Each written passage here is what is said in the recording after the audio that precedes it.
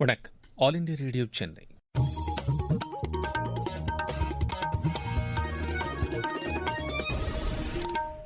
மாநிலச் செய்திகள் வாசிப்பவர் கோபாலகிருஷ்ணன். தலைப்புச் செய்திகள். நாட்டின் கலாச்சாரம் மற்றும் பாரம்பரியத்தை பாதுகாப்பதில் பழங்குடியின சமுதாயத்தின் பங்கு மகத்தானது என்று பிரதமர் திரு நரேந்திர மோடி தெரிவித்துள்ளார். ஜனநாயக நெறிமுறைகளை வலுப்படுத்துவதில் ஒருங்கிணைந்த செயல்பாடுகள் அவசியம் என்று தேர்தல் ஆணையர் திரு அனுப் சந்திர பாண்டே கூறியுள்ளார். வடகிழக்கு பருவமழையை ஒட்டி மாவட்ட ஆட்சித்தலைவர்கள் முன்னெச்சரிக்கை நடவடிக்கைகளை திறம்பட மேற்கொள்ள வேண்டும் என்று முதலமைச்சர் திரு மு க ஸ்டாலின் அறிவுறுத்தியுள்ளார். சென்னை, செங்கல்பட்டு, காஞ்சிபுரம் உள்ளிட்ட 8 மாவட்டங்களில் அடுத்த 24 மணி நேரத்தில் மிக கனமழை பெய்ய வாய்ப்புள்ளதாக வானிலை ஆய்வு மையம் தெரிவித்துள்ளது. உலக பாரா பேட்மிண்டன் போட்டி டோக்கியோவில் இன்று தொடங்கியது. இனி விரிவான செய்திகள். பழங்குடியின சமுதாயத்தை குறிப்பிடாமல் இந்தியாவின் வரலாறு முழுமையடையாது என்று பிரதமர் திரு நரேந்திர மோடி தெரிவித்துள்ளார். ராஜஸ்தான் மாநிலம் பன்ஸ்வாரா மாவட்டத்தில் நடைபெற்ற நிகழ்ச்சி ஒன்றில் கலந்து கொண்டு உரையாற்றிய அவர் இதனை தெரிவித்தார். பழங்குடியின மக்களின் தியாகம் மற்றும் தொண்டுகளுக்கு நன்றி கூறுவதாக பிரதமர் கூறினார். இயற்கையிலிருந்து சுற்றுச்சூழல் வரை, கலாச்சாரத்திலிருந்து பாரம்பரியம் வரை இந்தியாவின் மாண்புகளை பாதுகாப்பதில் பழங்குடியின சமுதாயத்தின் பங்கு அளப்பரியது என்று அவர் தெரிவித்தார். சுதந்திரத்திற்காக பாடுபட்ட பழங்குடியின சமுதாயத்தைச் சேர்ந்த தியாகிகளை போற்றும் வகையில் சிறப்பு அருங்காட்சியகம் அமைக்கப்படும் என்றும் அவர் கூறினார். பழங்குடியின மக்களின் தியாகம் மற்றும் நாட்டுப்பற்றின் அடையாளமாக மங்கர்தம் கோவில் உள்ளதாகவும் குறிப்பிட்டார். முன்னதாக குஜராத் மாநிலம் பஞ்ச்மஹல் மாவட்டத்தில் ஜம்புகோடாவில் 860 கோடி ரூபாய் மதிப்பிலான பல்வேறு திட்டப் பணிகளுக்கு பிரதமர் திரு நரேந்திர மோடி இன்று அடிக்கல் நாட்டினார். தண்ணீர் தட்டுப்பாடு ஒரு சிக்கலான விவகாரம் என்றும் அதனை களைவதில் சர்வதேச அளவில் ஒருங்கிணைந்த முயற்சிகள் மேற்கொள்ளப்பட வேண்டும் என்றும் குடியரசுத் தலைவர் திருமதி திரௌபதி முர்மு வலியுறுத்தியுள்ளார். உத்தரப்பிரதேச மாநிலம் நொய்டாவில் இந்திய நீர்வள வார கொண்டாட்டங்களை அவர் இன்று தொடங்கி வைத்து உரையாற்றினார். நீர் பாதுகாப்பில் பருவநிலை மாற்றம் கடும் தாக்கத்தை ஏற்படுத்தும் என்றும் அவர் கூறினார். நீர் ஆதாரங்களை பாதுகாக்கும் வகையில் பல்வேறு திட்டங்களை மத்திய அரசு செயல்படுத்தி வருவதாக குடியரசுத் தலைவர் குறிப்பிட்டார். ஜனநாயக நெறிமுறைகளை வலுப்படுத்துவதில் ஒருங்கிணைந்த செயல்பாடுகள் அவசியம் என்று தேர்தல் ஆணையர் திரு அனுப் சந்திர பாண்டே தெரிவித்துள்ளார். புதுதில்லியில் திரு அனுப் சந்திர பாண்டே தலைமையில் நடைபெற்ற தேர்தல் மேலாண்மை அமைப்பின் 2 நாள் மாநாட்டின் நிறைவு நாள் நிகழ்ச்சியில் உரையாற்றிய அவர் இதனை கூறினார். ஜனநாயக நடைமுறைகளில் தேர்தல் ஒரு முக்கியமான நடவடிக்கை என்று கூறிய அவர், சுதந்திரமான நேர்மையான வகையில் தேர்தல் நடைபெறுவதை தேர்தல் அதிகாரிகள் உறுதி செய்ய வேண்டும் என்று கேட்டுக் கொண்டார்.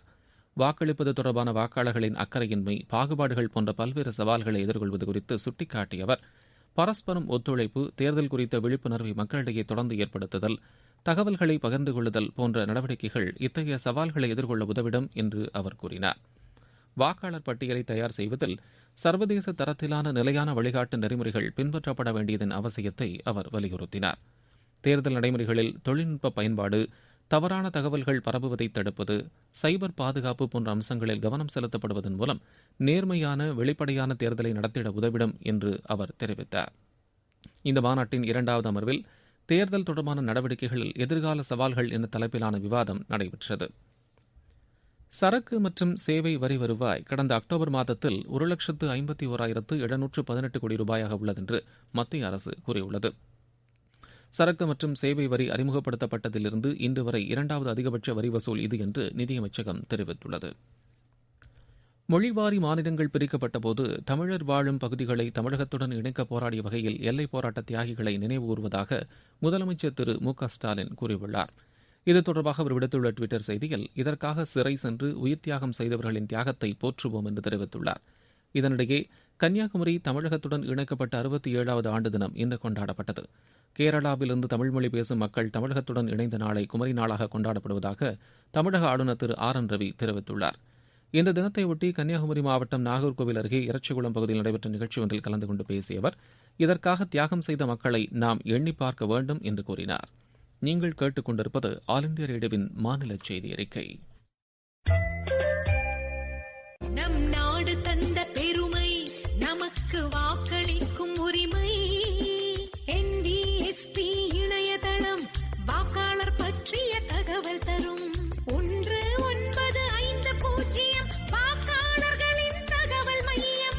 1950 வாக்காளர்களின் தகவல் மையம். ஒவ்வொரு வாக்கும் தேசப்பற்று, வாக்களித்து நீ கடமையாற்று. ஒவ்வொரு வாக்கும் தேசப்பற்று, வாக்களித்து நீ கடமையாற்று. வடகிழக்கு பருவமழையை ஒட்டி மாவட்ட ஆட்சித்தலைவர்கள் முன்னெச்சரிக்கை நடவடிக்கைகளை திறம்பட மேற்கொள்ள வேண்டும் என்று முதலமைச்சர் திரு மு க ஸ்டாலின் அறிவுறுத்தியுள்ளார். வடகிழக்கு பருவமழையை ஒட்டி மாநிலத்தில் மேற்கொள்ளப்பட்டு வரும் முன்னெச்சரிக்கை நடவடிக்கைகள் குறித்து முதலமைச்சர் காணொலி மூலம் இன்று ஆலோசனை மேற்கொண்டார். பருவமழையின் தீவிரத்தை உணர்ந்து அதனை எதிர்கொள்ள தயாராக இருக்க வேண்டும் என்று அதிகாரிகளுக்கு அவர் அறிவுறுத்தினார்.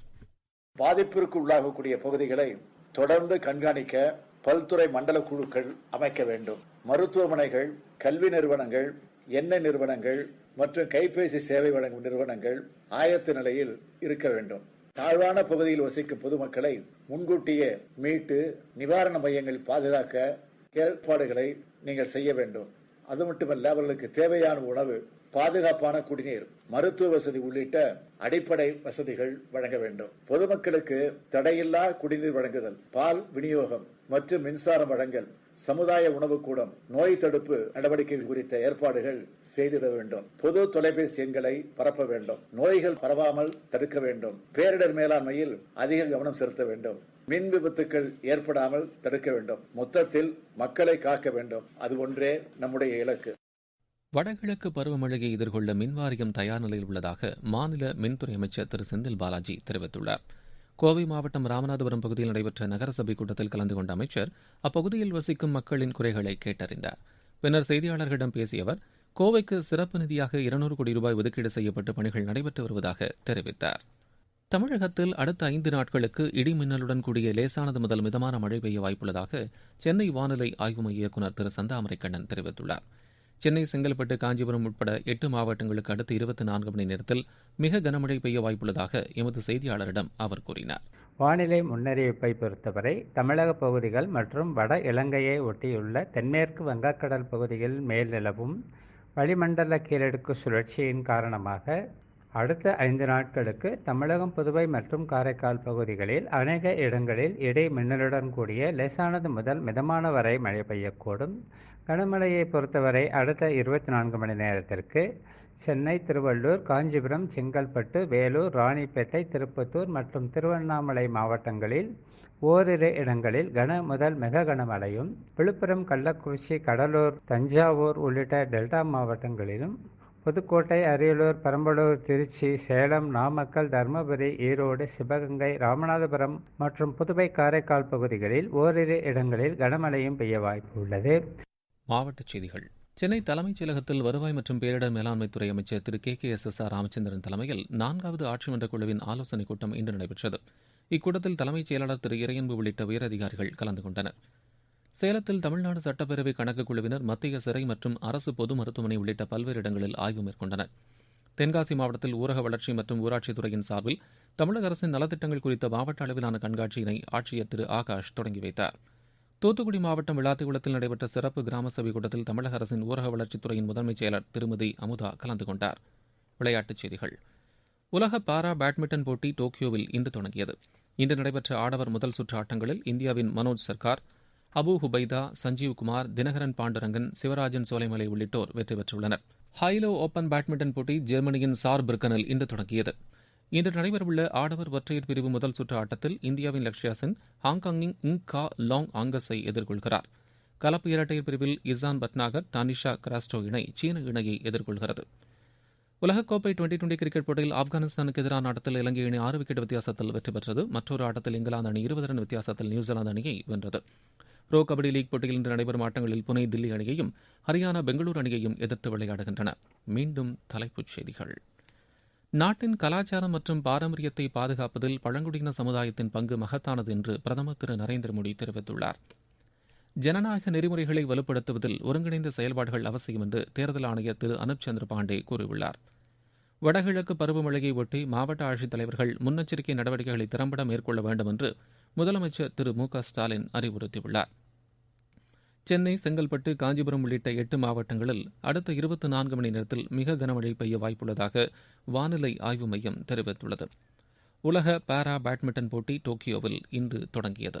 இத்துடன் இந்த செய்தி அறிக்கை நிறைவு பெறுகிறது. எமது செய்திகளை உடனுக்குடன் AIR நியூஸ் சென்னை என்ற ஃபேஸ்புக் மற்றும் இன்ஸ்டாகிராம் பக்கத்திலும், செய்தி தொகுப்புகளை all India radio news Chennai என்ற யூடியூப் சேனலிலும் அறிந்து கொள்ளலாம்.